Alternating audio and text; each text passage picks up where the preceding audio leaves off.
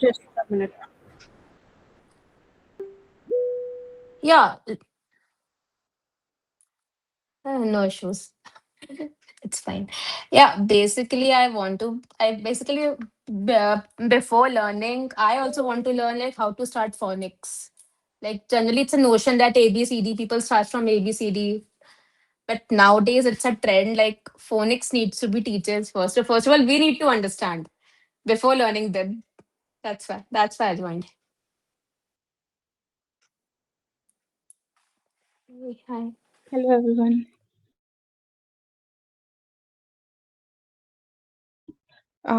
No, actually, I'm at home. Yeah.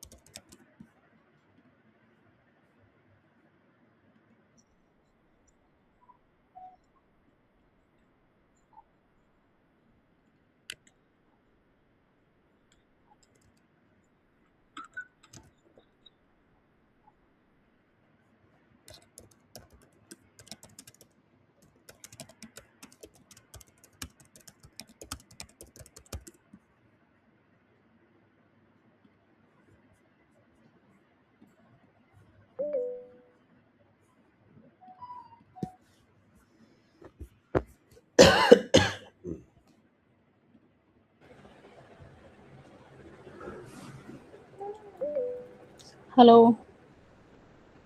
Hello. Hi, Rishiba. Hi, Shagufta.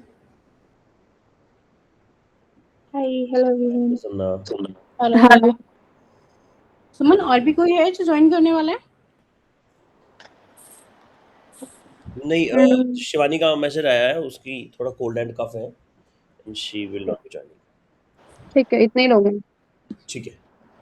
और एक बार आप लोग एक बार जस्ट 1 मिनट के लिए अपने बारे में थोड़ा-थोड़ा बता सकते हो? Where are you guys based eight?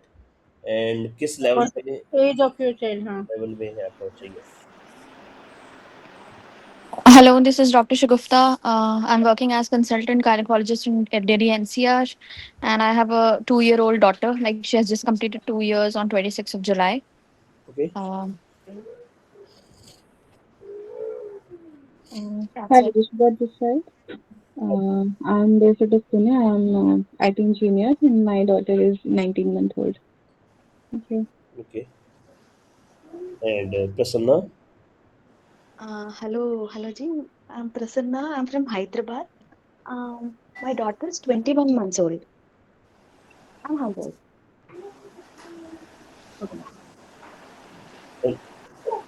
Prasanna where are you from? Bangalore? Hyderabad. Hyderabad. And Ankita you are from?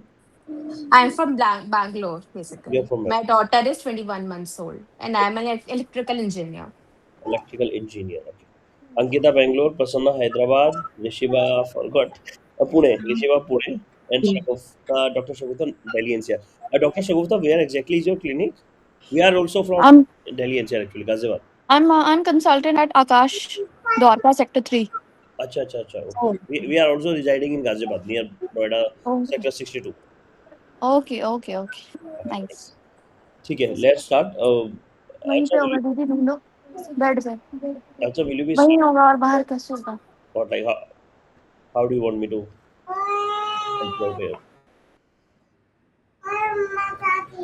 Who? Just a minute, who? Wait. अच्छा, मैं करूँ शुरू और हाँ, just a minute ना, आप एक मिनट सुनो। ओके मैं शुरू कर दूँ इतने फिर, ठीक है कोई बात नहीं। तो फर्स्ट ऑफ ऑल मुझे एक छोटी सी रिक्वेस्ट थी, इफ़ पॉसिबल आप लोग प्लीज़ अपना चेहरा अगर दिखा सकते हो तो प्लीज़ दिखा देना, if you feel comfortable. By the way ये मीटिंग रिकॉर्ड हो रही है, ये भी मैं बता दूँ, तो कहीं ऐसा ना हो फिर आप कहो कि भाई मैंने तो चेहरा दिखाया, रिकॉर्ड कैसे हो गया? तो आप लोगों का कंसेंट होना बहुत ज़रूरी है। ठीक है, thank you so much, thank you so much. It gives me confidence as well कि मतलब ठीक है, कोई तो सुन रहा है, अदरवाइज़ लगता है कि चेहरे सुन रहे हैं, ये डीपीज़ मेरी बातें सुन रही है। ठीक है, 21, 19, 14 एंड 22 मंथ्स ओल्ड। ठीक है, तो पहले तो मुझे एक चीज़ पूछनी थी आप लोगों से कि आप में से किसी को फ़ोनिक्स का बेसिक बेसिक आइडिया है? अच्छा Prasanna, you are comfortable in Hindi, like you can understand Hindi as well, right? Hindi तो समझ में आता, लेकिन आई कांट रीड। ठीक है, you can understand when I am speaking in Hindi. Yes yes, I can understand. ठीक है, ठीक है। तो आप में से किसी किसी को भी फ़ोनिक्स के बारे में बेसिक लेवल ऑफ आइडिया है? मतलब एनीवेज़ वो तो थोड़ा तो होगा ही, बट क्या है? कोई बता सकता है कुछ अपने एंड से थोड़ा, जिससे कि मुझे पता रहे कि मुझे वहाँ से शुरू करना है? या फिर एक आप लोग इस तरह से सोचते हो मुझे पता रहे? कोई भी बताना चाहे, अंकिता, ऋषिभा, प्रसन्ना एंड शगुफ्ता। मैंने सोचा था कि साउंड्स, फोनिक्स में डिफरेंट डिफरेंट साउंड्स रहता है, एंड मतलब बच्चे जब छोटे हैं तब से, if we tell the proper pronunciation, तो उनका अच्छा रहता बोल के सोच। आई नो, बस उतना ही। अच्छा, ठीक है। बाकी किसी को कुछ आइडिया है? So phonics basically like sounds for like in English alphabets, like combining those alphabets create different sounds. So basically let the letters or let children understand like how those sounds can be pronunciated, so that like they can attach the words and create their sounds their own. So basically, when they know like which word attaching what sounds it's creating, they can start reading their own, because directly whatever we are pronouncing the alphabets with the words, it doesn't sound the same. Agree. ठीक है, anyone else? नहीं, ठीक है, कोई बात नहीं, मैं बता देता हूँ। तो पहले मैं बेसिक अंडरस्टैंडिंग बता देता हूँ फ़ोनिक्स की। फ़ोनिक्स को के ऑलमोस्ट उसके अंदर टोटल 4 भाग होते हैं। उनमें से सबसे पहला पार्ट फ़ोनोमिक्स होता है, जिसको कहते हैं आवाज़ें, आवाज़ों के बारे में जानना। अब जैसे कि बहुत आसान एग्ज़ाम्पल से बात करूँगा, जैसे घर में किसी की भिंडी की सब्ज़ी बनी है या शाही पनीर की सब्ज़ी बनी है, तो आप लोगों के सामने वो सब्ज़ी लेके आ गए, या फिर चलो मान लो मैं कोई मीठा किसी को, अगर आप लोगों में से किसी को मीठा पसंद है और काजू कतली मैंने रख दी, या फिर जलेबी जलेबी मैंने सामने रख दी, जलेबी एक अच्छा एग्जांपल है। जलेबी सामने रख दी, तो जलेबी को देखते कि आप लोगों ने देखा और देखते के साथ ही आपके मुँह में पानी आ जाएगा, अगर आपको मीठा पसंद है तो। अभी सोचने की बात है कि जलेबी को देखने से मुँह में पानी क्यों आया? मतलब जलेबी को देखने के लिए मेरा विज़न, मतलब मेरे 5 सेंसेस में से आँखों वाला सेंस उसको देख रहा है। लेकिन मेरे मतलब ज़ुबान पे पानी आने का क्या मतलब है? उसका रीज़न ये है कि हमारे कुछ न्यूरॉन्स आपस में कनेक्टेड होते हैं, जो हमारे पाँचों के पाँचों सेंसेस को कंट्रोल करते हैं। तो मैंने जलेबी को आँखों से देखा, नाक तक उसकी महक पहुँची, एंड जब मैंने उसे बनते हुए देख रहा था एंड मैंने उसको टच किया, मुझे फ़ील हुआ कि अच्छा ये तो पिलपिला है, ये बहुत यम्मी होगा, अंदर से सॉफ्टर है, लिक्विड है। उस वजह से मुझे पता चला कि अच्छा ठीक है, दिस वुड बी टेस्टी, और जब वो टेस्टी होगा तो मेरे मुँह में पानी आया, सलाइवा आया, मतलब पानी, आमतौर पे पानी बोलते हैं लोग बाग। तो बेसिकली यहाँ से हमें इतना समझ में आता है कि हमारे पाँचों सेंसेस एक दूसरे से कनेक्टेड होने चाहिए। बट जब हम बच्चों को एबीसीडी सिखाते हैं, A for apple, B for ball, C for cat, वहाँ पे हम बच्चे को डायरेक्ट ये बता रहे हैं ए से एप्पल बनता है। अब उसके दिमाग में ए से एप्पल ही बन रहा है। आप कभी भी देखोगे एग्जाम्स में ए बी सी डी ऐसे करके जब लिखा भी आएगा फर्स्ट क्लास सेकंड क्लास में, तो बच्चा ए से एप्पल ही लिखेगा। वो ए से और कोई ऐसा वर्ड रख ही नहीं सकता जिसकी आवाज़ ए की ए जैसी ना हो। लेटर्स 26 होते हैं हमारे पास, लेकिन उनकी 44 फिनोमिक साउंड्स होती है फोनिक्स की लैंग्वेज में।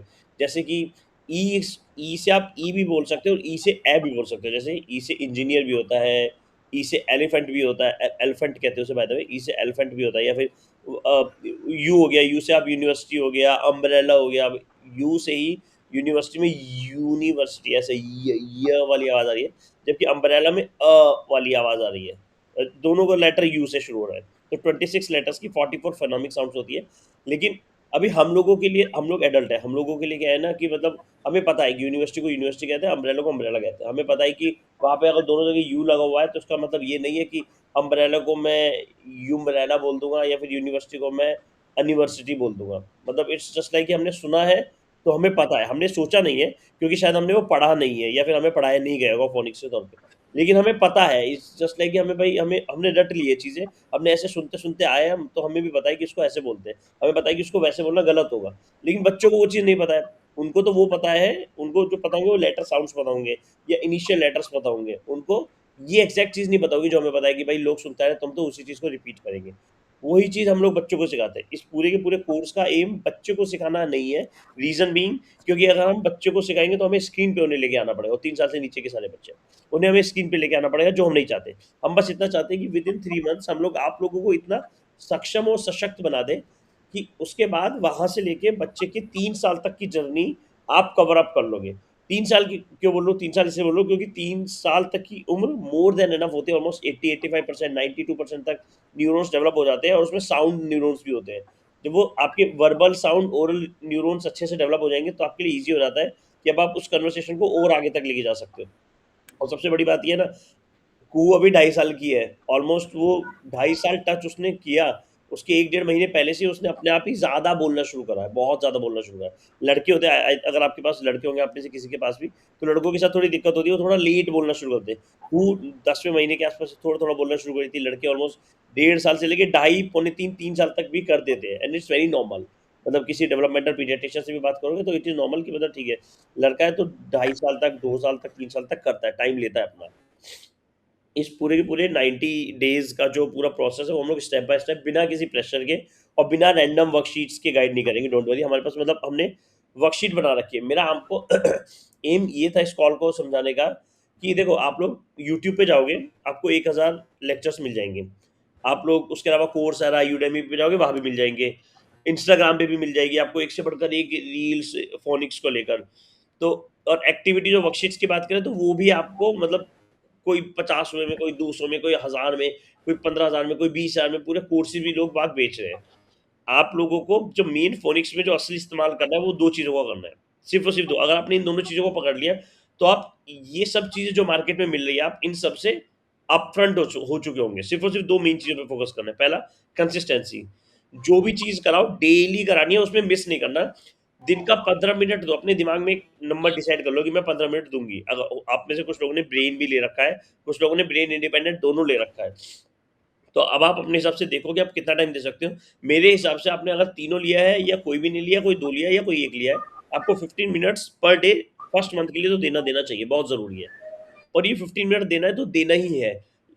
और इसकी 3 अलग-अलग तरीके हैं, मतलब एक्चुअली मैं 2 बातें बताता हूँ, 2 में से पहली बात चल रही है अभी 15 मिनट्स देने वाली कंसिस्टेंसी की।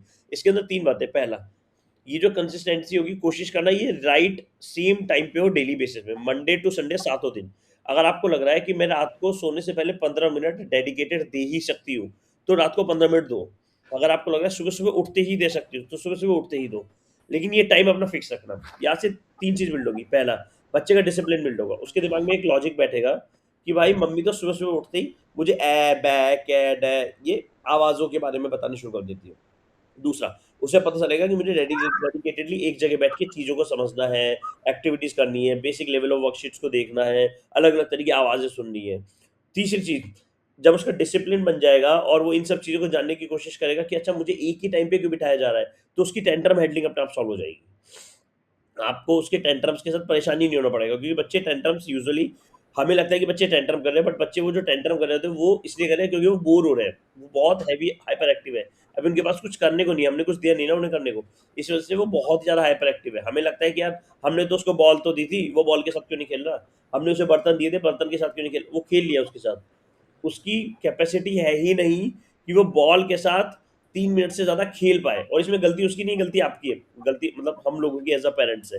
रीज़न बीइंग, हमने उसे ये सिखाया नहीं कि बॉल को 1000 तरीके से इस्तेमाल किया जा सकता है। आप बॉल के ऊपर बैठ सकते हो, बॉल को दीवार से पटक-पटक के खेल सकते हो, छोटी बॉल है तो ऐसे बॉल की तरह फेंक सकते हो, ऐसे नीचे स्लाइड कर सकते हो, रोल कर सकते हो, बॉल को कैच कर सकते हो, एक हैंड से दूसरे हैंड में जगलिंग कर सकते हो। मतलब सिर्फ़ और सिर्फ़ एक छोटी-सी बॉल की 1000 चीज़ हो सकती है। लेकिन हम आलसी पेरेंट हैं, हम लोग आलसी जनरेशन है, मिलेनियल्स जनरेशन है हम लोग।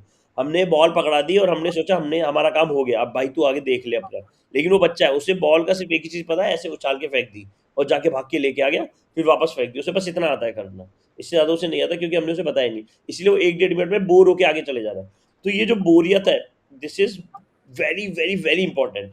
इस बात को समझना आप लोग, हम लोग अपने जीवन में जो भी बोर वाला काम करते हैं, आज की कॉल आप लोगों को थोड़ी ज्ञानियों वाली कॉल जैसी लग रही होगी, philosophical, I am sorry, but ये मेरा कुछ समझाने का एक्चुअली। जो भी काम हम लोग बोरियत वाला काम करते हैं, जैसे डॉक्टर शगुफ्ता डॉक्टर है, तो उन्होंने बहुत कुछ पढ़ाई करी होगी, बहुत ज़्यादा पढ़ा होगा, तब जाके वो यहाँ पे पहुँची है। तो हम लोगों ने जब कोई भी बोरिंग चीज़ें पढ़ी होती है, जो डॉक्टर शगुफ्ता का मैं बताता कि वो उन्होंने पढ़ के किया, या फिर हम डेली बेसिस पे, आप ध्यान देना कि आप लोग अपने जीवन में उस काम को बहुत अच्छे से कर रहे होंगे, जिस काम को, जो काम सबसे ज़्यादा बोरिंग होगा, जैसे टूथब्रश करना। कितना दुनिया का सबसे बोरिंग काम है टूथब्रश करना। आप भाई ऐसे कर रहे हो, साफ कर रहे हो, रगड़े पड़े हो, ले भाई तू भी साफ हो जा, ऊपर वाला भी साफ हो जा, साइड वाला भी साफ हो जा, आगे के हो जाओ, ऊपर के हो जाओ, पीछे के हो जाओ। आप लोग उसको अच्छी तरह से रगड़ने में, साफ करने में, देखिए कितना बोरिंग काम है, और सोचो मजा कितना आता है। लेकिन वंस वी डू इट, हमें लगता है "वाह, बड़ा आराम सा फील हुआ", ऐसा लगता है कि मतलब हमने अपने दिमाग में, ऐसा लगता है हमें कि हमने कुछ जर्म्स निकाल दिए, भले ही वो निकले ना हो, लेकिन हमें वो फील हो गया है कि हमने जर्म्स निकाल दिए, क्योंकि हमने अच्छे से रगड़ रगड़ के साफ किया था। और ये दुनिया का सबसे बोरिंग काम है, लेकिन देखो ये कितना इंटरेस्टिंग काम है, हम सबको बहुत मजा आता है इस काम में, क्योंकि हम सब लोगों ने इसको डेडिकेटेडली, रेगुलर, कंसिस्टेंटली किया है। इस अब जिसने कंसिस्टेंटली नहीं किया होगा, शायद उसके लिए आज भी ये बोरिंग ही हो रहा होगा, उसके लिए वो इंटरेस्टिंग नहीं बना होगा। लेकिन जो इस काम को सच में करता है, और जो रात रात को करना तो एक लत है भाई। मतलब मैंने फील करा कि टूथपेस्ट रात को करना अपने आप में एक बहुत बड़ा ऑब्सेशन है। जिस दिन से मैंने करना शुरू करा, उसके बाद से मैं, कुछ हो जाए, मैं रात को बिना टूथपेस्ट किए तो नहीं सो सकता। तो मेरा एम बताने का ये था कि जो जितना बोरिंग काम होगा ना, उतना कंसिस्टेंटली आप उसको करोगे, तो उसमें उतनी ज़्यादा सक्सेस पालोगे।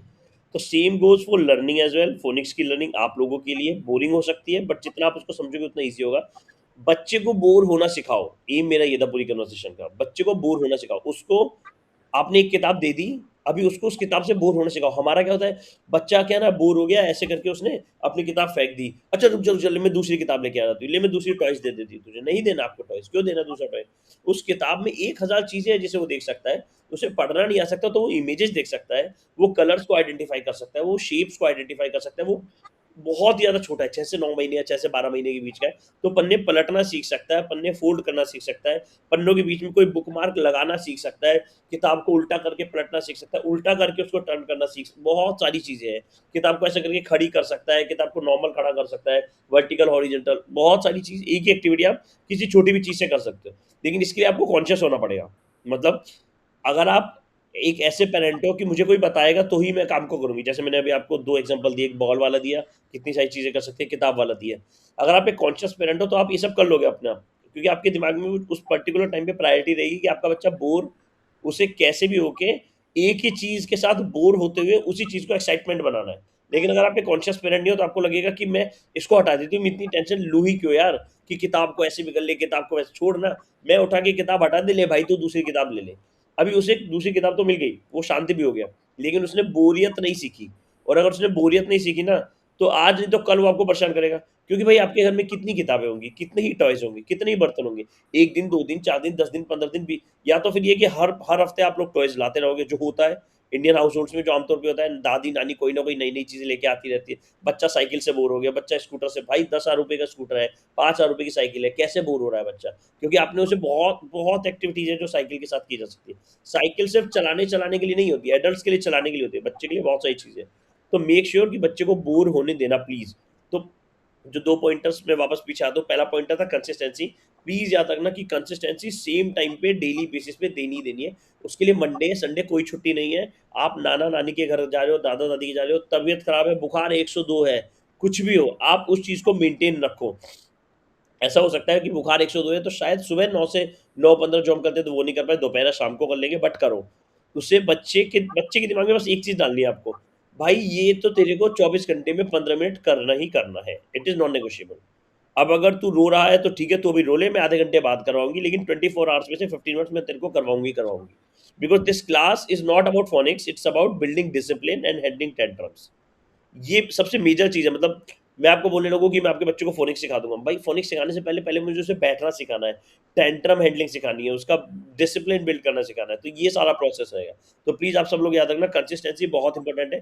डेली बेसिस पे सेम टाइम पे ज़रूर बैठना। बेसिक डिस्क्लेमर बता देता हूँ, 3 साल के छोटे से छोटे जो बच्चे होते हैं, उनके आउटकम्स अलग हो सकते हैं। जैसे हो सकता है कोई बच्चा एक्शंस और साउंड्स पहचानने लगा हो उसी एज का, 21-22 मंथ्स का। हो सकता है कोई 21-22 का अभी तक एक्शन पहचानता ही नहीं, सिर्फ़ साउंड्स पहचानता है। हो सकता है कोई ओरल ब्लेंडिंग तक पहुंच गया हो, वर्ड्स को मिक्स करके कोई नए वर्ड्स बना देता हो सकता है कोई सीवीसी वर्ड्स को पढ़ना शुरू कर चुका हो, कि मैं देख लेगा, देख के बता देगा कि हाँ भाई ये तो सेट है, मैट है, पिन है, ये सब चीज़ें। और हो सकता है कोई अभी लिसनिंग और स्पीच साउंड अवेयरनेस की स्टेज पे ही हो, कि भाई अभी तो मैं सिर्फ और सिर्फ साउंड अवेयरनेस पे ही हूँ। और इस चीज़ को आप लोग डिग्रेड पर्सपेक्टिव से नहीं लेना, कि किसी का बच्चा 21 या 22 मंथ्स का है और वो इस स्टेज पे, हमारा तो 21-22 मंथ्स का है, इससे तो कुछ भी नहीं आता, ऐसा कुछ भी नहीं है।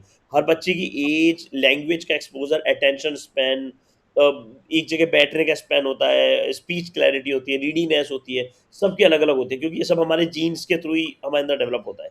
अब जो आज की जो फर्स्ट फर्स्ट डे की मीटिंग है, इसका बेसिक स्ट्रक्चर ये रहेगा, ये मैं आप लोगों के साथ ही बेसिक एक्सपेक्टेशंस सेट कर दूँ। मतलब आपका बच्चा हर दिन परफेक्ट रिस्पॉन्स दे, ये अपने आप में एक एक्सपेक्टेशन नहीं है। हमारा जो पहला लक्ष्य है वो ये है कि मतलब बच्चा एक्टिविटीज़ को एन्जॉय करे और साउंड्स को सुनना शुरू करे। मतलब जो पहला पूरा महीना है आप लोगों को बोरिंग लग सकता है, तो इसलिए मैं वो एक्सपेक्टेशन पहले सेट कर दूँ। मतलब 3 महीने का जो पूरा कोर्स है उसमें पहला महीना ही बोरिंग लगेगा आपको। आपको लगेगा कि यार बार-बार साउंड्स की बात क्यों आ रही है? इसलिए आ रही है क्योंकि अगर आपके बच्चे को वो बोर होना आ गया और उसे वो साउंड्स पहचाननी आ गई, तो सेकंड और थर्ड मंथ बहुत ईज़ी है। ओरल ब्लेंडिंग, सीवीसी सब कुछ हो जाएगा, सब कुछ हो जाएगा। आप ऐसा समझो कि अगर बच्चे को पेंसिल पकड़नी आ गई, तो वो कुछ भी लिख लेगा, पेंसिल से, पेन से, कलर सब कुछ कर देगा। तो ये हम वो पेंसिल पकड़ना सिखा रहे हैं, मतलब पेंसिल पकड़ना तो नहीं, यहाँ पे तो हम उसे सुनना, हम यहाँ पे उसे सुनना सिखा रहे हैं। अगर हमने उसे सुनना सिखा दिया ना, तो हम उसे फिर सब सिखा सकते हैं। तो पहला महीना बोरिंग होगा, थोड़ा बड़ा महीना लगेगा आपको कि यार ये साउंड्स की बात क्यों चल रही है, लेकिन इंटरेस्टिंग महीना होगा। और टोटल 36 पोस्टर्स है, या एक्टिविटीज़ बोल दो, आपको जो बोलना है वो है। हर हफ्ते 9 पोस्टर शेयर किए जाएँगे। एक ही बार शेयर कर दूँगा, आज की कॉल के बाद मैं आपके लेवल के अंदर 9 पोस्टर्स शेयर कर दूँगा। आप उन 9 पोस्टर्स को देखना, जिसके पास सुविधा हो प्लीज़ उसको प्रिंट कराना। A4 साइज़ में पोस्टर्स बनाए गए हैं, जिसके पास सुविधा हो तो आप उन 9 को प्रिंट करा सकते हो। प्रिंट करा के कमरे में ऐसी जगह रख दो जहाँ पे बच्चे का ज़्यादा डिस्टर्बेंस ना हो।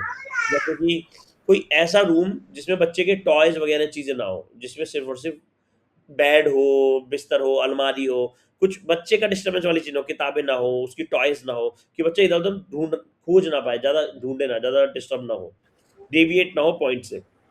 तो ये आप लोग कर सकते हो। अगर नहीं कर पाओगे, कोई नहीं, फिर आप लैपटॉप में, टैब में, मोबाइल में भी दिखा सकते हो। मतलब आपको बच्चे को दिखाना नहीं, बाय द वे, वो ऐसी एक्टिविटीज़ है बस आपको देखनी है, वो कर रहे हैं। वो एक्टिविटीज़ ये 6 दिनों के लिए है, मतलब 7 दिनों के लिए, सॉरी 7 दिनों के लिए है। इन 9 एक्टिविटीज़ को आप कैसे कर सकते हो? आप सबसे पहले दिन एक एक्टिविटी से शुरू करो। अगर आपको लग रहा है कि ये वाली एक्टिविटी एनीवेज़ बहुत बहुत ईज़ी एक्टिविटीज़ है, मतलब बहुत ही ईज़ी है। अगर 6 टू 9 मंथ्स की बात करें तो उसके लिए भी ईज़ी है, बट मोस्टली तो आप में से कोई 6 टू 9 वाला है भी नहीं। तो आप लोगों के लिए तो वो ईज़ी इसलिए रहेगी क्योंकि बच्चा अच्छी खासी एज पर है। पहली एक्टिविटी आप ट्राई करो। इफ यू फील कि बच्चे ने 80% से ज़्यादा एक्टिविटी कर ली, अभी उसको जज कैसे करोगे? 80% से एक्टिविटी ज़्यादा करने का मतलब ये है कि एक ऐसी स्टेज आनी चाहिए, एक्टिविटी को तीसरी बार रिपीट जब करोगे, पहली बार बताया एक्टिविटी को ये है, फिर दूसरी बार रिपीट करा, फिर तीसरी बार। जब आप एक्टिविटी को तीसरी बार रिपीट करोगे, तो चौथी बार आपको रिपीट नहीं करना पड़ रहा है, बच्चा खुद अपने आप से रिपीट कर दे रहा है। तो समझना एक्टिविटी 80% हो चुकी है। उसके बाद आपको आगे कुछ नहीं करना। अगर इतना हो गया तो उस एक्टिविटी को बंद करो, मतलब बंद करो इन सेंस कि उस पोस्टर को हटा के सेकंड पोस्टर पे काम करो फिर। आपको लगे पहले वाले पोस्टर को भी बच्चा समझ ही नहीं पा रहा है, और आपको पोस्टर नहीं पढ़वाना है, आपको पोस्टर आपको पढ़ना है। आपको सिर्फ पोस्टर की एक्टिविटी करवानी है। आपको लगे बच्चा उस एक्टिविटी को कर ही नहीं पा रहा है, तो फिर आपको दिन में उस एक्टिविटी को 2 बार, 3 बार, 4 बार रिपीट करना है। Don't go for second activity until unless बच्चा पहले वाले पोस्टर को नहीं कर पा रहा है। 9 पोस्टर से पूरे 7 दिन है, अच्छे से रिपीट करोगे। एटलीस्ट 9 के 9 पोस्टर्स पहले हफ्ते में, पहले 7 दिनों के अंदर 4-4 बार रिपीट होने चाहिए। मतलब 9 4 जा 36, मतलब ऐसा मानो कि एक हफ्ते में आपको वो 36 पोस्टर्स पढ़ने हैं। मतलब 9 पोस्टर्स को 4-4 बार खत्म करना है। ये मेन एम रहेगा पूरे के पूरे फर्स्ट वीक का। कॉल्स ऐसी रहेंगी, हम लोग हर वीक एक कॉल करेंगे, ये वाली जो कॉल है हमारी, हम लोग हर वीक करेंगे। हम लोग एक बार ग्रुप पे पूछ लेंगे सब लोग किस टाइम पे ज़्यादा अच्छे अवेलेबल है। मैंने इस बार मंडे का मॉर्निंग का करा है, लेकिन अगर किसी का वर्क फ्रॉम ऑफिस है, उसको थोड़ी प्रॉब्लम है, तो हो सकता है उसके लिए टाइम बदलना पड़े। इफ़ यू वांट तो हम लोग वीकेंड पे कर सकते हैं, सैटरडे संडे। रात को सब लोग मोस्टली पेरेंट्स अवेलेबल होते हैं, चाहे वर्किंग हो या होम मेकर हो। सब लोग रात को 10-11 के बाद, जब बच्चे को सुला के लेटते तो टाइम होता है। आप चाहो तो हम लोग तब कर सकते हैं। कोशिश करेंगे ये वाली मीटिंग 30-35 मिनट से ऊपर नहीं जाएगी। आज की पहली थी, थोड़ी बड़ी मीटिंग है, बट 30-35 मिनट से ऊपर ये वाली मीटिंग नहीं जाएगी। बाकी फोनिक्स एग्जैक्टली क्या है वो बता देता हूँ। फोनिक्स स्पोकन साउंड्स और रिटन लेटर्स के बीच का एक छोटा सा कनेक्शन है। जैसे हमने कोई आवाज़ बोली, उसे फोनिक्स नहीं कहते, उसे फोनेमिक्स कहते हैं। और जब हम बात करते हैं कि हमने बच्चों को लिखना शुरू कराया, तो वो रिटन स्किल्स हो गई। इन दोनों के बीच के कनेक्शन को हम लोग फोनिक्स कहते हैं, जो बच्चे को सुनने से लेकर लिखने तक लेके जाएगा। अगर कुछ लोग होते हैं जो डायरेक्ट लिखने पर लेके जाते हैं, तो उसमें कोई प्रॉब्लम है नहीं, वैसे हम लोग भी वैसे ही बड़े हुए हैं। जो सबसे छोटी प्रॉब्लम वो ये है कि प्रोनाउंसिएशन की बड़ी मिस्टेक होती है। मुझे पता है प्रोनाउंसिएशन को प्रोनाउंसिएशन कहते हैं, लेकिन फिर भी बहुत बार, अभी तो कॉन्शियस हूँ मैं, बट बहुत बार मैं प्रोनाउंसिएशन को प्रोनाउंसिएशन बोलता हूँ। या बहुत सारे ऐसे वर्ड हैं जिसे हम लोग गलत बोलते हैं, हमें पता होने के बावजूद भी, क्योंकि हमें हैबिट नहीं है, हम हैबिचुअल नहीं है इस चीज़ के कि हमें सही तरह से बोलना भी है, सिर्फ और सिर्फ सही तरह से लिखना ही नहीं है। और जब आप, तो ये 3 स्टेज होती है, सही तरह से सोचना है, सही तरह से बोलना है, फिर सही तरह से लिखना है। तो अभी फर्स्ट मंथ में, हाँ, ले लूँगा। हाँ, अभी फर्स्ट मंथ में हम लोग फोनिक्स सोचना बच्चों को सिखाएँगे, मतलब सुनना तो हम सिखा ही रहे हैं, बट फोनिक्स सोचना हम उसको सिखाएँगे। तो ये 36 पोस्टर इस तरह से डिज़ाइन किए हैं कि हम लोग आप लोगों को ये सिखा सकें कि आप अपने बच्चों को फोनिक्स के बारे में, फोनिक्स की दुनिया में लेके जाओ। क्योंकि देखो, हम लोग इंडिया में रहते हैं, आपके सास-ससुर होंगे या देवरानी-जेठानी होंगी, या फिर शायद आपने खुद भी अपने बच्चों को कहीं न कहीं अनकॉन्शियसली, जैसे हम लोग ना अनकॉन्शियसली कलर्स की बात नहीं करते थे, पिंक कलर है बेटा, ये पिंक कलर आपको पसंद है, हमें पता है लड़की है तो पिंक कलर पसंद होगा, या फिर हम ब्लू कलर का बोलते हैं, ये अनकॉन्शियस है। ऐसा नहीं है कि हम लोग कलर बायस्ड है या कलर्स के बेसिस पे हम लोग जज कर रहे हैं जेंडर को, बट ये बायस्ड है हमारे अंदर। Same goes for A B C D as well. हमें पता नहीं होता है, बट हम बहुत बार बच्चे बोलते हैं, बेटा देखो वो क्या है, ए फॉर एप्पल, ये क्या है, डी फॉर डॉग। बहुत ईज़िली हम लोग इसको बोल देते हैं, क्योंकि मतलब ईज़िली एक्सेसिबल है ना यार। हम लोगों ने हमेशा पढ़ते आए हैं, हमारे चाचा-चाची, दादा-दादी, पापा-मम्मी, बाबा-बाबू, सब लोग बोल रहे हैं इस तरह के वर्ड्स को। बच्चे के सामने बाबा दादा-दादी होते हैं, वो लोग बोलते हैं चलो पढ़ो, ए फॉर एप्पल पढ़ो, बी फॉर बॉल पढ़ो। तो बच्चे के अंदर क्यूरियोसिटी आती है कि वो क्या है। अब बच्चे के साथ अगर ए फॉर एप्पल ना बोला गया होता, तो शायद वो एप्पल पे पढ़ रहा होता, बॉल पे, कैट पे, डॉग, उस तरह से पढ़ रहा होता चीज़ों को। अगर उसने वो, आपके बच्चे ने एक बार अगर ये सीख लिया कि, अब जैसे कू है, अभी आई थिंक वो शायद रोरी, अदरवाइज मैं वीडियो में दिखाता आपको। अगर आप लोग के आपका बच्चा इस चीज़ को एक बार समझ जाए ना कि एन4 जो नेस्ट होता है वो एन नहीं, वो न करके होता है। और मैं अभी आपको कू को वीडियो में दिखाऊंगा 1-2 दिन में। तो क्या है ना, बच्चों को इतनी ज़्यादा क्यूरियोसिटी होती है बोलने की, क्योंकि बच्चों को ना बोलना पसंद है। अब वो ऐसे, अब कू है, कू कभी भी, मान लो कहीं भी कोई भी एलिफेंट देख लेती है ना कि वहाँ पे एलिफेंट बना हुआ है, तो ऐसे नहीं बोलती एलिफेंट, नहीं, तो बोलती ए ए ए एलिफेंट। या फिर मंकी देख ली, monkey. It might look retard to someone else, हो सकता है किसी को ऐसा लगे कि यार ये कैसी आवाज़ है, ये क्या क्या बोल रहा है, बड़ी रिटार्डिंग सी आवाज़ है, बट ये बहुत अच्छी आवाज़ है, इससे ना बच्चा एक्सप्लोर कर रहा है। अभी इससे एक सबसे अच्छी चीज़ एक और एक्सप्लोर कर रहा है, पता है क्या? अगर आप ए फॉर एप्पल बताओगे ना, तो बच्चे को ए फॉर एप्पल ही पता है, लेकिन अगर आप मंकी दिखाओगे ना, तो बच्चे को मंकी पता है, मैग्नीशियम पता है, मदर पता है, उसे से सब पता है। फिर वो जहाँ भी एम लिखा हुआ देखेगा, वहाँ पे बोल देगा, और से सब पता है उसको। लेकिन जब आप ए फॉर एप्पल कह रहे हो, तो उसे बस ए से एप्पल ही पता है। अभी उसे ए से एस्ट्रोनॉट नहीं पता है, अनटिल अनलेस आपने उसे ए से एस्ट्रोनॉट इंट्रोड्यूस करवाया होगा। अच्छा, कुछ कह रहे हो आप? हाँ, सेम ऐसे रीडिंग के टाइम पे होता है। रीडिंग के टाइम पे हम लोगों ने जब रीडिंग करी होती है, तो हम CAT कैट पढ़ते हैं, जबकि वो CAT कैट कभी रीडिंग में आता ही नहीं है, हमेशा वो क अ ट होता है। बच्चे को इजीली जब भी हम पढ़ाते हैं, तो फोनिक्स की जब आप बच्चे को एक बार फोनिक्स आ जाएंगे, तो रीडिंग में बहुत ज्यादा इजी हो जाता है, अगर उनको साउंड्स पता चल गए हैं तो इसीलिए हमें मतलब फोनिक्स के साउंड्स पता होने बहुत जरूरी है। यस, तीन बेसिक टर्म्स होती है जो पेरेंट्स को, मतलब मेरे हिसाब से आप लोगों को जरूर पता होनी चाहिए। मतलब एक तो फोनीम होती है, सबसे छोटी सुनाई देने वाली साउंड की यूनिट। जैसे कैट है, उसमें क ए ट, ये 3 फोनीम्स होती है। कैट का जो सी होता है, हम उसे सी बोलते हैं, बट वो क क। ए जो होता है, ए को ए और टी को ट, कै अ ट, नो सॉरी, कै नहीं, सॉरी, क ए और ट, ये 3 फोनीम के बाद आता है ग्राफीम, जिसमें मतलब आप ऐसा समझो कि वो लेटर्स या फिर मतलब वो स्पेसिफिक लेटर्स जो साउंड को लिखित रूप में दिखाते हैं। जैसे कि एस हो गया स्नेक, तो स्नेक का एस है स, या फिर मेरा नाम शिवम है, तो शिवम लिखा भी श ही जाएगा, SH। या फिर चाचू, तो चाचू का च जो मैं बोलूँ, उसे लिखे भी च ही लिखेंगे हम, CH। मतलब आप ऐसा समझो कि जैसे फूफा है, तो फूफा को बोला फूफा जा रहा है, लेकिन लिखा फूफा जा रहा है, FUFA। बट एनीवेज वो तो इंग्लिश का वर्ड हो गया, बट ऐसा समझो आप कि मतलब ग्राफीम वो वर्ड्स होते हैं जैसा बोला जा रहा है वैसे ही लिखा जा रहा है। फोनीम वो होता है जिसकी सुनने वाली साउंड एक अलग होती है, मतलब सबसे छोटी सुनने वाली आवाज होती है, ठीक। और तीसरा होता है फोनोलॉजिकल अवेयरनेस। ये 3 चीज होती है, फोनीम, ग्राफीम और फोनोलॉजिकल अवेयरनेस। फोनीम मतलब सबसे छोटी सुनाई देने वाली साउंड यूनिट, क, ए, ट, न। दूसरा ग्राफीम, वो लेटर या फिर वो लेटर्स जो साउंड को लिखित रूप में दिखाते हैं, जैसे चाचू का CH हो गया, शिवम का कॉम्बिनेशन से बनता है। कंटिन्यूशन से बनता है, एग्जैक्टली, हाँ। और तीसरा हो गया फोनोलॉजिकल अवेयरनेस, मतलब बिना लेटर्स देखे स्पोकन लैंग्वेज की साउंड सुनना या फिर मैनिपुलेट करना। जैसे ओरल राइम्स ब्रांडिंग होती है, हमारी जो राइम्स होते हैं, हम राइमिंग सॉन्ग्स पढ़ते हैं, सिलेबल्स होते हैं, बिगिनिंग साउंड्स होती है, ब्लेंडिंग साउंड्स होती है। ये हम लोग इन चीज़ों को पढ़ेंगे, अभी डिटेल में आगे पढ़ेंगे।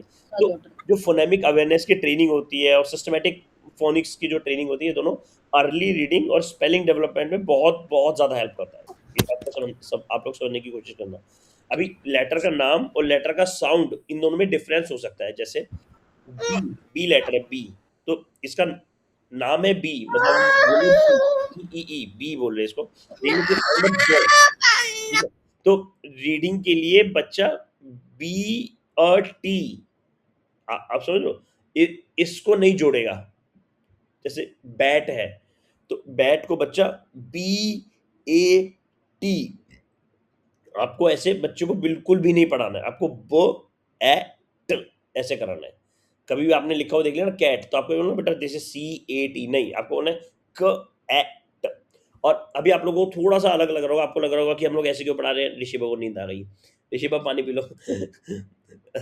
तो मैं बोल रहा था कि अभी आप लोगों को बोरिंग लग रहा होगा ये वाली बात कि हम लोग बच्चों को ऐसे क्यों पढ़ा रहे हैं, बैट को BAT को तो BAT ही बोलते हैं भाई, ब क्यों नहीं बोल रहे। वो इसलिए नहीं बोल रहे क्योंकि अगेन 26 लेटर्स की 44 फोनेमिक साउंड्स होती है, तो हमें वो साउंड्स बच्चे को सिखानी है। और ऐसा नहीं है कि बच्चा जिंदगी भर ऐसे बोलेगा, ये सिर्फ और सिर्फ लर्निंग स्टेज है। एक बार बच्चा यहाँ से निकलेगा, वो अपने आप ही लेटर्स को सही बोलना शुरू कर देगा। तो ये बहुत जरूरी है कि आप लोग बच्चों को फोनेमिक साउंड्स के बारे में इंट्रोड्यूस करो। आप प्योर साउंड समझाना, जैसे ब, ट, प, क, इन सब चीजों को अवॉइड करना। आपको साउंड करना बू, ट। एक चीज को समझना, बहुत लोग ना फोनेमिक्स गलत तरह से बोलते हैं फोनिक्स को। जैसे ABCD होता है, उसको कुछ लोग बोलते हैं ए, बे, के, डे, ऐसे नहीं होता है। वो होता है जैसे ई। अच्छा, तुम चाहो तो तुम बता सकती हो। हाँ, जैसे कि ए साउंड है, पहली बात तो ये चीज ध्यान रखनी है, अगर हम फोनिक्स स्टार्ट कर रहे हैं ना, तो ABCD को एकदम साइड में रख देना है हमें। मतलब ABCD बच्चों को अब पता ही नहीं होनी चाहिए कि ABCD भी कुछ होता है। वर्ड्स को जब भी आप बच्चे को अगर कभी दिखा भी रहे हो, तो उसको इसी तरह से दिखाना है। जैसे ए को हम दिखा रहे हैं बड़ा कैपिटल ए एंड स्मॉल ए, तो हम बच्चे को यही बता रहे हैं ए। बी को हम बता रहे हैं ब। सी को हम दिखा रहे हैं ख वर्ड हमेशा गले से निकलता है, मतलब टंग से ना निकल के ना, वो हमेशा अंदर से आता है ख। ऐसे ड, ड। ई को हम ई नहीं बोलते, हमेशा ए बोलते हैं। ई और एच, EEH, ए। हाँ, अपने लिप्स को थोड़ा सा स्ट्रेच करके ए, तो इस तरह से होता है। एफ को हमेशा जो वर्ड, मतलब लिप्स को ओपन करके तब हमें साउंड निकालना होता है। तो इसी तरह से वो तो मैं साउंड्स अभी नेक्स्ट स्टेज में बताऊंगी, लेकिन अभी तो जो फर्स्ट मंथ का है वो हमारा साउंड्स का रहेगा, कि बच्चे को साउंड्स को सुनना समझना सिखाना है। बच्चे को अभी लेटर्स से इंट्रोड्यूस ज्यादा नहीं कराना है, बच्चे को जितना ज्यादा वो साउंड सुनेगा उतना ज्यादा हमें उसको पहचान करानी है कि वो किस लेटर से रिलेट कर पा रहे हैं उसको। yes. तो वो हमें बच्चे को सिखाना है। yes. हम लोग बाय द वे इस 3 के 3 महीने में टोटल 9 स्टेजेस होती है फोनिक्स की। हम 9 स्टेजेस पे रहेंगे। पहला होता है लिसनिंग, चीज़ों को समझना। बच्चा एनवायरमेंटल और स्पीच साउंड्स को नोटिस करता है कि आसपास क्या आवाज़ है, चिड़िया की आवाज़ है या बिल्ली की आवाज़ है या गाड़ी की आवाज़ है, बहुत दूर ट्रेन की आवाज़ है, उन चीज़ों को समझता है। दूसरा साउंड रिकॉग्निशन होता है, बच्चा इस तरह की जैसी इन जैसी साउंड्स को पहचानता है और रिपीट करने की कोशिश करता है। तीसरा साउंड सिंबल कनेक्शन होता है, बच्चा ये समझता है कि एस जो लिखा हुआ है उसको कहते हैं, पी जो लिखा है उसे कहते हैं। स्टेज नंबर 4 होती है जिसमें हम लोग साउंड आइडेंटिफिकेशन, या उसमें हम लोग साउंड आइडेंटिफिकेशन स्टार्ट करते हैं। जैसे सन का पहला साउंड स होता है, या पैरट का पहला साउंड प होता है। उसके बाद फिर ओरल ब्लेंडिंग आती है स्टेज नंबर 5 में, जहाँ पे बच्चा इन वर्ड्स को ब्लेंड करता है। जैसे सेट, तो सेट, या पिन, पिन। स्टेज नंबर 6 होती है प्रिंटेड ब्लेंडिंग होती है। अब वो प्रिंटेड लेटर्स देख के बता देगा, SAT लिखा है तो बता दे सेट बता देगा। स्टेज नंबर 7 में सेगमेंटिंग होती है। सेगमेंटिंग मतलब कि अब वो बने बनाए वर्ड को हम लोग इंग्लिश में उसे वर्ण विच्छेद कुछ करके कहते थे, हम उन्हें तोड़ते हैं। जैसे कि अम्ब्रेला लिखा है तो बच्चा अम्ब्रेला को तोड़ेगा, जैसे अम्ब्रेला ऐसे करके वो तोड़ेगा, मतलब बने बनाए वर्ड को तोड़ दिया। नाइफ है तो उसको, नाइफ तो खैर एक अलग जनरेशन में आ गया। स्टेज नंबर 8 होता है एनकोडिंग, मतलब साउंड्स सुनकर लेटर्स से वर्ड बनाना या लिखना। तो आप उसे जस्ट आप कोई भी साउंड दे दोगे, जैसे आपने बोल दिया फोन या मोबाइल, तो बच्चा मोबाइल इसको सुनेगा, इसको सुन के लेटर्स बनाएगा, क्या क्या लेटर्स हो रहे हैं उसके हिसाब से फिर वो वर्ड बना के देगा आपको, मोबाइल को ही कहते हैं। और फिर स्टेज नंबर 9 होती है जहाँ पे डायग्राफ्स या एडवांस कोर्स होते हैं, जैसे वही जो बताए थे आपको अभी, श, च, थ, ग। अभी ग के दो ग होते हैं, एक तो जी वाला ग होता है, एक एन जी वाला ग होता है, या क्लॉक होता है। आप लोग इस टाइम कंफ्यूज होंगे इन चीज़ों में, बच्चा आपको रफली बता रहा था। तो रीडिंग में ब्लेंडिंग और स्पेलिंग में सेगमेंटिंग एक दूसरे के बहुत ही लाइक रिवर्स प्रोसेस होते हैं। आपको एक्टिविटीज़ कैसे कंडक्ट करनी इस चीज़ का खास ध्यान देना। आप लोग दिन में सबसे पहले 1 से 2 मिनट रिव्यू करो, पढ़ो समझो एक्टिविटी को क्या है, फिर लगभग 3 से 4, 2 से 3 अगली मिनट के लिए उसको एक नया साउंड या एक्शन या स्किल के फॉर्मेट में समझने की कोशिश करो कि एग्जैक्टली कैसे उस एक्टिविटी को आपको इम्प्लीमेंट करना है। फिर उसे हैंड्स ऑन एक्टिविटी करो, बच्चे के साथ करो। कोशिश करो जब भी कोई एक्टिविटी करो तो मूवमेंट के साथ करना, मतलब 2 तरह की एक्टिविटीज़ होती है। एक्टिविटीज़ और वर्कशीट्स में मोस्टली एक बेसिक अंतर होता है। एक्टिविटीज़ का मतलब होता है कि बच्चे को हमने कुछ ऐसा करवाया, बच्चे का मूवमेंट भी हुआ और बच्चा बैठा भी, बच्चे को मूवमेंट भी हुआ और बच्चे ने वो चीज़ सीखी भी। और वर्कशीट होता है कि बच्चा एक जगह बैठ के वो सीख रहा है, जैसे आगे कोई कॉपी पेन रखा है उसमें वो लिख के सीख रहा है। एक्टिविटी क्या होती है ना कि बच्चा उस चीज़ को सीख रहा है लेकिन मूवमेंट करते हुए सीख रहा है, घूमते हुए, नाचते हुए, उस तरह से। बच्चों को स्टार्टिंग यहाँ से करनी है एक्टिविटीज़ से। इसका मतलब ये नहीं कि भगाना है, इसका मतलब सिंपल कि आप घूमते घूम हल्का-हल्का सा स्पीड से बोल सकते हो, यहाँ से लेके आप वहाँ तक जाओ और हम इस लेटर को पढ़ेंगे। या फिर आप 2 जंप मारो और इस लेटर को बोलो, या फिर इस साउंड को सुनने की कोशिश करो लेकिन आपको जंप करना है। या फिर आप स्क्वाट्स करो, 3 स्क्वाट मारो और मुझे बताओ आपको 3 स्क्वाट के दौरान कौन-कौन सी आवाज़ें सुनाई दी। अभी आप लोगों को थोड़ा हेवी लग रहा होगा ये चीज़ कि मतलब ये मेरा बच्चा एकदम से इतनी सारी चीज़ें कैसे कर लेगा, बट वो करेगा। थोड़ा टाइम ज़रूर लग सकता है उसे, लेकिन वो राइट टाइम पे वो करेगा। तो मूवमेंट याद रखना, इनिशियल 1 मंथ की बात है ये सिर्फ। इस टाइम मूवमेंट करवाना, कोशिश कराना कि कोई भी एक्शन कर रहा है, जंप कर रहा है, क्लैप कर रहा है, साउंड हंट की एक्टिविटीज़ करवाएँगे हम लोग बेसिकली वीकेंड पे, कि बच्चा उन साउंड्स को समझने की कोशिश करे। और लास्ट में मतलब जो बेसिकली फाइनल एक्टिविटी रहेगी पूरे दिन की, वो रहेगी बुक कनेक्शन, मतलब पिक्चर बुक में उस टारगेट साउंड को ढूँढेगा वो। कोई भी आपने साउंड किसी दिन पकड़ ली, तो आप बोलोगे कि उसे अब पिक्चर बुक के अंदर वो ढूँढे। ठीक है? आई थिंक मतलब आप लोगों को मुझे लग नहीं रहा कि प्रैक्टिकल डेमोंस्ट्रेशन देने की कोई ख़ास ज़रूरत पड़ेगी, क्योंकि जैसे मतलब बेसिक होता है कि प्योर साउंड क्या होता है, तो आप बॉल देखते हो, तो like this is a ball, और आपको बच्चों को इस तरह से बताना होता है कि ये बॉल है and listen to the first sound ब, ब। तो फिर ये चीज़ आपको रिपीट करनी होती है कि like this is a table. आप कभी भी बच्चों को बोलो तो ऐसे नहीं बोलो, देखो वो टी फॉर टेबल, नहीं वो नहीं होता है, टी फॉर टेबल नहीं होता है। आपको बच्चे को बताना that's a table, okay, what's the first sound of table, ट, ट, ठीक है। फिर आपको साउंड सेक्शंस बता सकते हो, बॉल जैसे बाउंस हो रही है इस तरीके बेसिकली। अभी आपको एक्टिविटीज देखना, आप लोग नो तो आप लोगों को बेसिकली समझ आएगा। बेसिक लास्ट फाइनल रूल्स अगर मैं बता दूं प्रोग्राम, तो यही है कि रोज 10 से 15 मिनट से ज़्यादा फोनिक्स नहीं देने पहले महीने के लिए। रोज 10 से 15 मिनट से ज़्यादा नहीं देना है। कोशिश करना, बच्चा बहुत छोटा है और बिल्कुल भी नहीं बैठता तो 5-5 मिनट के 3 स्लॉट बांट लो। लेकिन अगर लग रहा है कि बच्चा 15 मिनट बैठ सकते हैं, जैसे कू तो आराम से बैठ लेती है, बट इट टोटली डिपेंड्स कि आप लोग कितना बुक्स के साथ बच्चे को इंट्रोड्यूस कराते हो, कितना उसे बोर होना आता है। तो उसे जितना बोर होना आएगा वो उतना ज़्यादा लंबे टाइम तक बैठना जानता होगा। तो दिन में 15 मिनट से ज़्यादा फोनिक्स नहीं, फॉर्मल फोनिक्स नहीं करवाने, ठीक है। एक समय में बहुत सारे साउंड्स नहीं देने, इसलिए बोल रहा हूँ पहले एक एक्टिविटी से शुरू करो, वो अच्छी गई तो उसी दिन दूसरी एक्टिविटी ट्राई कर सकते हो, ऑलमोस्ट 4-5-6 घंटे बाद। वो अच्छी गई तो अभी अगले दिन करना, फिर जो भी करोगे। तीसरा, बच्चे को नहीं गलत बोल रहे हो, रॉन्ग बोल रहे हो, अरे यार तेरे को तो समझ नहीं आता, हे भगवान मैं तो इससे परेशान हो गई, मैंने क्या कर रहा है, इसे घंटा फोनिक्स आएगा, ये सब चीज़ें नहीं बोलनी किसी भी तरह से नहीं। बोलने का मन कर रहा है तो माउथ मुंह बंद करो फिर बोल लो, बच्चे तक उसकी आवाज़ नहीं आने दो।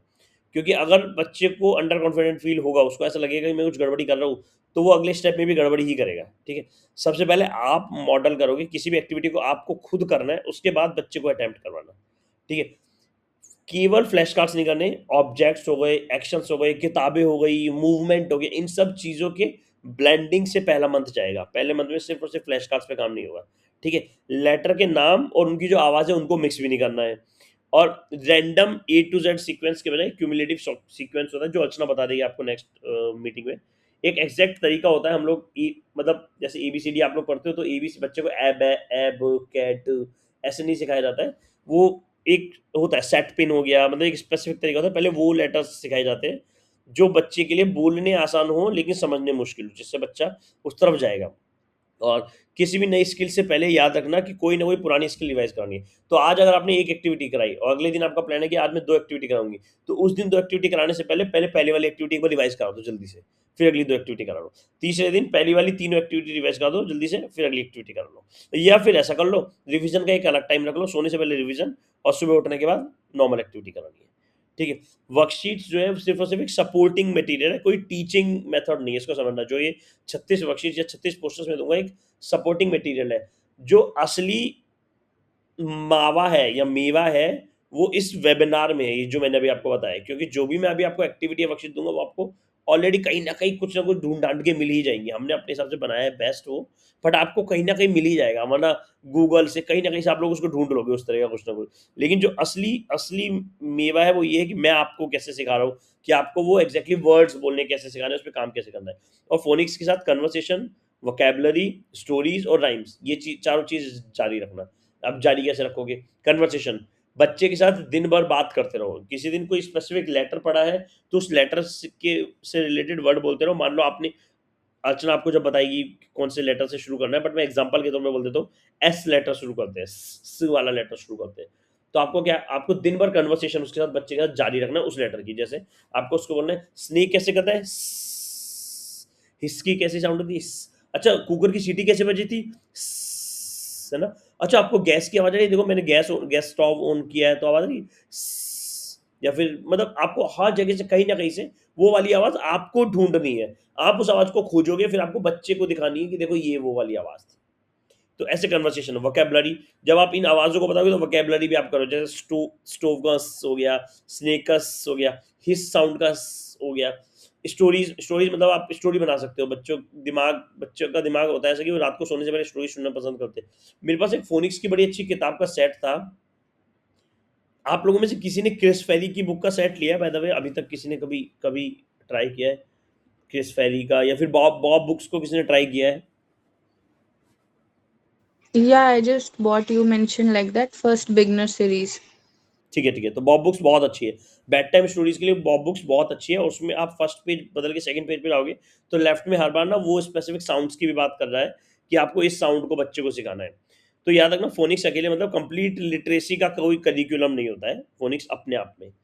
और बाकी आपको मैंने बताई दिया कि 3 महीनों का ये आर्किटेक्चर रहेगा। पहला सुनेंगे, रिकॉग्नाइज करेंगे, कनेक्ट करेंगे।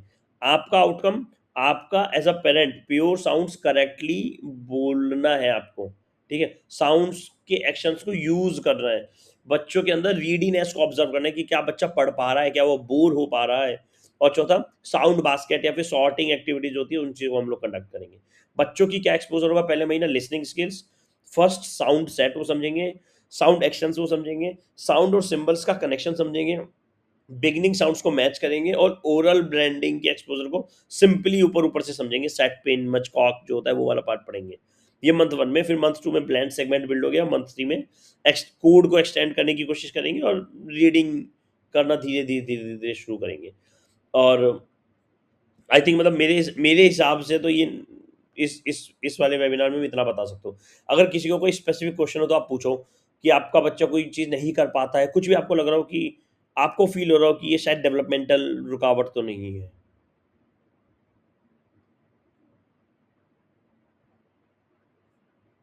नहीं, आई थिंक मुझे लग रहा है मैंने बहुत ज़्यादा ज्ञान दे दिया, या तो आप लोग सो गए।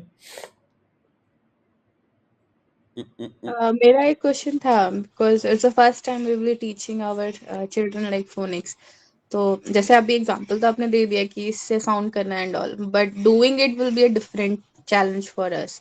सो मतलब we will be giving it a try, मतलब जैसे कि मैं ट्राई करूंगी कैसा जा रहा है, but how it goes and also उसका कैसे रहेगा, मतलब is video it like? Video आप कुछ भी करो, उसकी वीडियो बना के मुझे भेज दो, हमारे लेवल के ग्रुप में भेज दो। आपको जिस लेवल 1 में ही है अभी तो सब लोग हम, आप उस लेवल में अपनी वो वीडियो बना के भेज दो, जिससे कि हम सब लोगों को हेल्प रहे। मतलब इस टाइम कोई शर्माना मत। आई वुड सजेस्ट कि प्लीज़ कोई शर्माना मत। प्रसन्ना हो गई, नेहा हो गई, डॉक्टर शगुफ्ता हो गई, अंकिता हो गई, ऋषिबा है, मतलब कोई भी है, मतलब आप लोग प्लीज़ शर्माना मत कि हम तो वीडियो भेजेंगे यार, कोई क्या देखेगा, क्या सोचेगा, अरे मेरे सफ़ेद बाल तो नहीं दिख रहे। भाई दिख रहा है, मेरे बहुत सफ़ेद बाल दिख रहे हैं, अब मैं कितने ही छुपा लूँगा उसको। आपको इतना नहीं घबराना है इस चीज़, और प्लस बोलने में भी नहीं शर्माना है कि कहीं मैं उस वर्ड्स को गलत प्रोनाउंशिएट नहीं कर रहा हूँ। क्योंकि पता है जितना ज़्यादा आप गलत वर्ड्स को बोलोगे उतनी आपकी झिझक निकलेगी, आपका वो मन का डर निकलेगा, क्योंकि ये डर है और कुछ नहीं है। तरीके से देखा जाए तो मुझे भी सारे सब कुछ सही तरह से बोलना नहीं आता, मैं कोई ब्रिटिश का पढ़ा हुआ नहीं हूँ, तो मुझे भी बहुत सारी चीज़ें नहीं आती। आप ही लोगों के थ्रू मैं नई-नई चीज़ सीख रहा हूँ, मेरे थ्रू आप लोग नई-नई चीज़ सीख, तो हम सब लोग एज़ अ फैमिली अगर एक्ट करेंगे तो ज़्यादा बेहतर होगा कि मतलब वहाँ पे हम सब लोग एक-दूसरे को अप्रिशिएट करें, तो वो ज़्यादा बेहतर होगा कि किसी ने कुछ वीडियो बना के भेजी, ट्राई करा कि मैं इस तरह से बोल रही हूँ, और अगर आप ग्रुप में भेजोगे तो ज़्यादा बेहतर होगा ऋषिबा, मतलब सबको बोल रहा हूँ बाय द वे, कि आप लोग ग्रुप में भेजोगे तो बेहतर ये होगा कि किसी ने एक गलती करी है और शिवम ने उस गलती को बता दिया कि भाई इसमें ये चीज़ आपने मिस्टेक करी है। अब फ़ायदा ये है कि बाकी सब लोगों का फ़ायदा हो गया, वो सब लोग अब उस गलती को नहीं करेंगे। आप समझ रहे हो कितना कितना फ़ायदा हो गया कि एक ही बार गलती रिपीट हुई। तो एज़ अ टीम ये चीज़ ऐसे फ़ायदेमंद होती है। किसी किसी ने भी गलती करी, मान लो प्रसन्ना ने कोई वीडियो भेजी and she did a mistake, तो मैंने उसे बता दिया, पॉइंट आउट कर दिया कि इसमें ये मिस्टेक हुई। अब बाकी सब लोग उस मिस्टेक को नहीं करेंगे, तो बाकी सब लोग अपने आप एक स्टेज आगे पहुँच गए। ओके। सुमन, ये एक्चुअली ख़त्म हो गया है, चलो मैं ऐड कर देता हूँ। ठीक है। और बेसिकली बस मैं एक बार फाइनली एक समरी के तौर पे बता देता हूँ फोनिक्स की जर्नी का बेसिक सिंपल फ्लो। सबसे पहले लिसनिंग रहेगा, सुनना। दूसरा साउंड रिकॉग्नाइज करना, सुनने के बाद उसको रिकॉग्नाइज करना। तीसरा लेटर्स और साउंड्स का कनेक्ट करना। चौथा ब्लेंडिंग। पांचवा सेगमेंटिंग। छठा वर्ड बिल्डिंग और सातवां सिंपल रीडिंग। ऋषिबा, आपका इसके अलावा और कोई question? My question is like कि मतलब ये जो 9 एक्टिविटीज होंगी तो ये मीन्स हमें खुद ही करनी होंगी, जैसे आप कुछ गाइडेंस दोगे या अभी नहीं, आपने नहीं, दे दिया? उसमें सब है। उस एक्टिविटी के अंदर ना सब कुछ लिखा होगा कि कैसे परफ़ॉर्म करनी है, क्या-क्या आपको सीखने को मिलेगा, बच्चे का क्या-क्या चीज़ होगी, उसमें मतलब उस पोस्टर में आपको सब मिलेगी इन्फॉर्मेशन। एग्ज़ैक्टली कैसे करनी है वो उस पोस्टर में लिखा हुआ है। Okay, okay. And suppose like कि अगर कुछ नहीं क्लियर हो रहा है इन तो केस तो? आप बेझिझक ऑडियो मैसेज डाल सकते हो, आपको लेवल 1 के अंदर डाला होगा फोनिक्स के लेवल 1 में। आप जी। उसमें ऑडियो मैसेज भेज दो, टाइप करके भेज दो, वीडियो बना के भेज सकते हो कि हाय शिवम, मैं इसको ऐसा ट्राई कर रही हूँ, ये नहीं हो पा रहा है। जस्ट उसको भेज दो। आप उसको ऐसा सोचो कि वो गाइड है आपके लिए, वो जो लेवल 1 का ग्रुप है वो गाइड है। आपको जो पूछना हो आप लोग सब पूछो। जितना आप लोग पूछोगे उतना अच्छा ग्रो करोगे। इनिशियली 1 मंथ हो सकता है थोड़ा टाइम लगेगा चीज़ें समझने में, सीखने में, लेकिन एक बार आप पूछोगे अच्छे से तो आपको समझ में आ जाएगा। ठीक है। आज का एक छोटा-सा होमवर्क सब लोगों को दे रहा हूँ। बच्चे के साथ 5 मिनट का लिसनिंग वॉक प्लीज़ आप सब लोग करना। मान लो कोई किसी को शाम को टाइम मिल रहा है, किसी को दोपहर में टाइम मिल रहा है, किसी को रात को खाने के बाद टाइम मिल रहा है, जब भी टाइम मिल रहा है, बच्चे के साथ एक छोटा-सा लिसनिंग वॉक करो। क्या करना है आपको?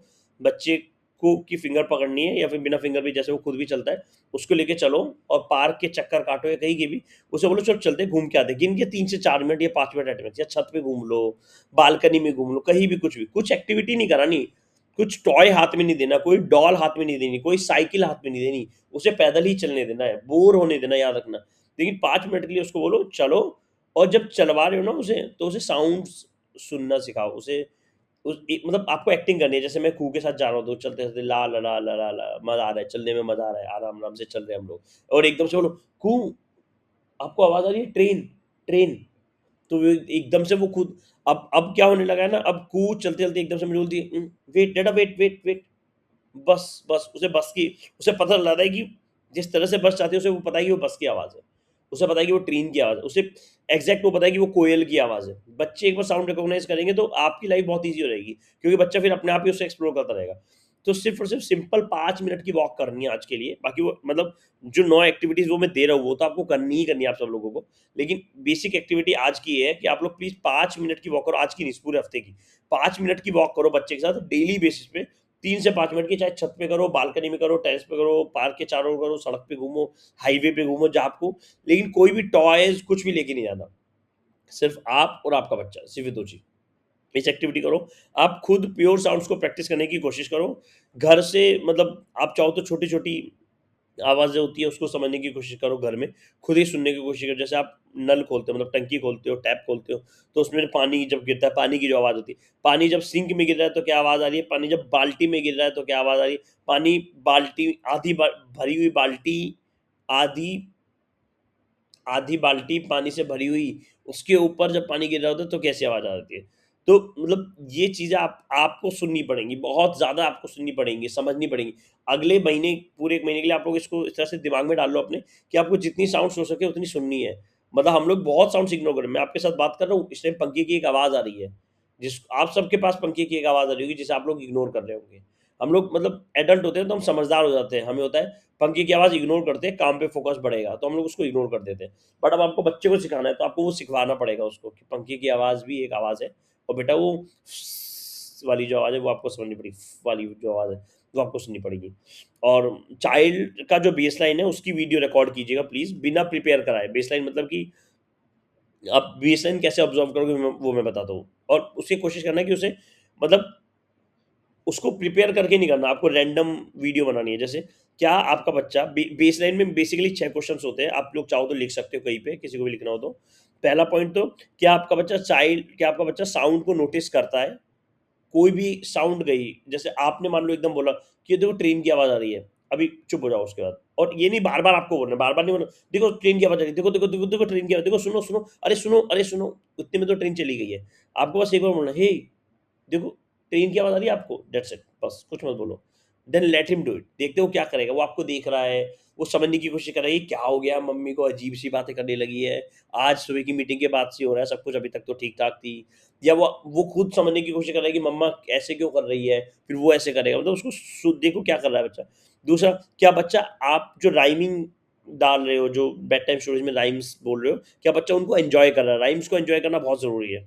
तीसरा, क्या बच्चा लेटर साउंड्स को आइडेंटिफाई कर रहा है कि नहीं कर रहा है? चौथा, क्या बच्चा बिगनिंग साउंड्स को मैच कर पाता है? एनीवेज ये वाली जो बेसलाइन से धीमे-धीमे करके आगे बढ़ेंगी। पाँचवा, क्या बच्चा स्पोकन साउंड्स को ब्लेंड कर पा रहा है? और छठा लास्ट होता है कि बच्चा बुक्स में इंटरेस्ट ले रहा है कि नहीं ले रहा है? तो आज की पूरी मीटिंग की बेसिक सी समरी यही है कि नहीं, आप गलत पढ़ रहे हो। इसके बजाय बच्चे को बोलो, चलो ठीक है, हम लोग एक और बार करते हैं। इस बार आप ट्राई करो। या फिर आप बोल रहे हो, अरे यार तुम तो भूल गए, रादर देन इसके उसको बोलो, मैं एक और बार शो करती हूँ, फिर हम लोग मिल के करेंगे। या फिर आप उसे बोलो, ठीक से बोलो, गलत बोल रहे हो, गड़बड़ी कर रहे हो। रादर देन इसके इसको बोलो कि वेट, वेट, वेट, आराम से बोलो, अपने आप को ध्यान से सुनो और उसके बाद अपने आप को बोलो। पहले अपने आप को समझो कि आप क्या बोल रहे हो। आप समझ रहे हो? मतलब आपको ये सब चीज़ें बच्चे को, मतलब बार-बार उसके दिमाग में डालनी पड़ेगी कि तुम जो ट्राई कर रहे हो इट्स इनफ फॉर मी। तुम जस्ट ट्राई करो and we will do it. क्योंकि बच्चा 6 महीने का हो सकता है, 12 का हो सकता है, डेढ़, 2, ढाई, 3 साल तक का कहीं का भी हो सकता है ना, क्योंकि हम लोग पूरे लेवल को कवर कर रहे हैं। तो ये बहुत ज़रूरी है कि आप बच्चे को मोटिवेट करके रखो। मेरी तरफ से सेशन में इतना ही है। अच्छा, you want to add something? हाँ, और इसके साथ-साथ ना बच्चा बहुत सारी चीज़ें ऑलरेडी सीख रहा होगा कि टेंट्रम्स भी ऑलरेडी उसके हैंडल हो रहे होंगे, प्लस उसके अंदर काल्मनेस आएगी। पेशेंस बहुत अच्छे से डेवलप होगा। अगर बच्चे के अंदर पेशेंस डेवलप हो गया तो लाइक वो एक जगह बैठना सीखेगा, और उसके अंदर मतलब रेडीनेस आएगी कि हाँ, मुझे ये पढ़ना है, मुझे ये करना है। एक्साइटमेंट उसके अंदर धीरे-धीरे डेवलप होना शुरू होगा, क्यूरियोसिटी डेवलप होगी धीरे-धीरे। तो ये थोड़ा पेशेंस का काम है, थोड़ा मतलब टाइम लगेगा। स्टार्टिंग में आई थिंक 10 टू 15 डेज तो आपको पेशेंस डेवलप करने में शायद निकल जाए बच्चे के। तो लेकिन उसके लिए ना मतलब हमको काल्म रहना बहुत ज़रूरी है। एज़ अ पेरेंट हमारे लिए काल्मनेस बहुत ज़रूरी है। अगर हम लोग काल्म रहेंगे तो बच्चा हमारी जो भी हमारा बिहेवियर होता है तो उसको महसूस करता है। अगर हमारा पेशेंस थोड़ा-सा भी डाउन होता है ना, तो बच्चा फिर उसको कैच करके वो सेम प्रोसेस वो भी करेगा फिर। हमें हर एक मोमेंट में अपना पेशेंस रखना है साथ में। बस मेरा वही बोलना था। ठीक है। अंकिता, सॉरी, या अंकिता, पूजा, अब पूजा आप बहुत लेट ज्वाइन कर रहे हो। आप, मैं आपको इसकी रिकॉर्डिंग दे दूंगा, आप एक बार रिकॉर्डिंग से प्लीज़ एक बार देख लेना, क्योंकि बहुत सारी बातें हुई है तो वो मिस्ड आउट हो गई होगी आपकी। ऋषिभा, अंकिता, डॉक्टर शगुफ्ता एंड पूजा, आप चारों में से किसी को कोई क्वेश्चन हो तो आप लोग पूछ सकते हो। नहीं है तो मैं ग्रुप पर इस वीक के लिए 9 एक्टिविटीज़ डालता हूँ, आप लोग एक बार उसको देखो, पढ़ो, समझो, और कोई भी प्रॉब्लम हो ग्रुप पे बेझिझक मुझसे पूछो, वीडियो भेजो, ऑडियो भेजो, मैसेज लिख कर भेजो, जो करना है वो करो। और अगर आप लोगों को मतलब ये चीज़ आप लोग चाहो तो हम लोग एक टाइम डिसाइड कर सकते हैं, वीकेंड या फिर वीकडे में, और रात को करना है, मतलब सॉरी रात को मतलब 9-10 बजे के बाद करना है, या फिर ऐसे मॉर्निंग हो गया दोपहर में करना है। आई फील सब लोग रात को 10 बजे के बाद सब लोग फ्री होंगे ही होंगे, जितना मुझे समझ में आ रहा है। या फिर अच्छा एक बात बता सकते हो वैसे, ऋषिबा, अंकिता, शगुफ्ता तो she is working I think. Rishiba, Ankita and Pooja, अब तीनों में से कौन-कौन वर्किंग है? I'm working and I will prefer morning, evenings मेरी meetings होते हैं। मॉर्निंग और इवनिंग की मीटिंग्स होती है आपकी? मॉर्निंग आई विल प्रेफर, क्योंकि मॉर्निंग मेरी मीटिंग नहीं होती है लाइक 10 बजे 11 बजे। मॉर्निंग सो नहीं होती है, ठीक it's easy to join and दिमाग शांत रहता है। शाम को इज लाइक वर्क। है। Ankita, you are also working? yes, I'm also क्या working. टाइम है आपको, मतलब वर्क फ्रॉम ऑफिस है, होम है, क्या है? नहीं, मेरा हाइब्रिड है, लाइक ऑफिस भी जाना पड़ता है, but two days work from home रहता है। और जैसे टाइमिंग क्या आज है? मैंने टाइमिंग्स मेरी लाइक 8 to 7 रहती है, सुबह आप 7 बजे ट्रैवलिंग उठते हो? ट्रैवलिंग इंक्लूड करके। तो फिर आज अभी अभी आप ऑफिस से कर रहे हो? आज मैं वर्क फ्रॉम होम पे हूँ, क्योंकि इसी कॉल की वजह से I just prefer to. Okay, ठीक है। पूजा, आप मतलब वर्क फ्रॉम ऑफिस है, होम है, मतलब होम में करो आप? म्यूट पे हो आप पूजा, अगर आप, चलो ठीक है, मैं पूजा से मैं बात कर लूँगा। तो मतलब मोस्टली आप तीनों लोग तो वर्किंग ही हो, ऋषिभा, शगुफ्ता एंड अंकिता, और आई थिंक अभी 2 लोग और थे, वो अभी अभी चले गए होंगे, ठीक है। कोई नहीं। पूजा, अगर आपके पास मेरी आवाज़ आ रही है, मुझे पता नहीं, आप म्यूट पे हो, अगर आपके पास मेरी आवाज़ आ रही हो तो आपको सुमन रिकॉर्डिंग भेज देगी, या फिर आपको लेवल में अभी ऐड कर दूंगा मैं, तो उसमें आपको रिकॉर्डिंग मिल जाएगी। जी जी, हाँ अब सर, आवाज आ रही है।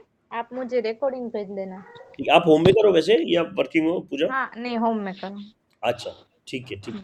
तो आपको कोई दिक्कत है वैसे अगर हम लोग हर मंडे मॉर्निंग 10 AM इस मीटिंग को रखें तो?